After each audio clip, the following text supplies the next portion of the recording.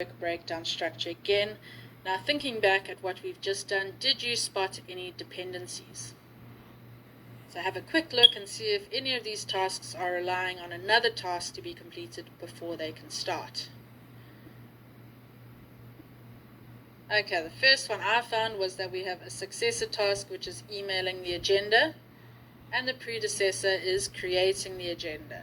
So we need to create the agenda in order to email the agenda to our stakeholders. So our agenda will need to be finished before we can start emailing.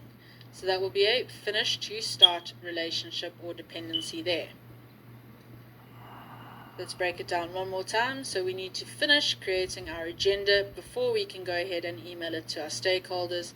So creating the agenda will be once that's done, so that'll be finish, and successor, once it's finished we can start. So it'll be a finish to start relationship.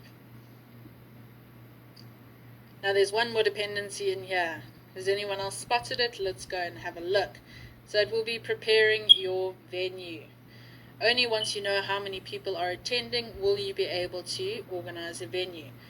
So in order to prepare your venue, you need to review your RSVPs first. So this again will be a finish to start relationship. Let's talk about different estimation techniques. Now that we've discussed work breakdown structures, let's talk about different ways in which we can estimate activity durations. The first technique we'll be discussing is the bell curve technique. So this utilizes normal distribution.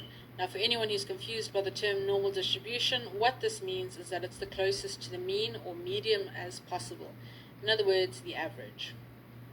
The top of the curve is going to show you the most likely events, so the most likely thing to happen from any data that you've gathered. Then after you've calculated your mean or average, you can then apply your standard deviations.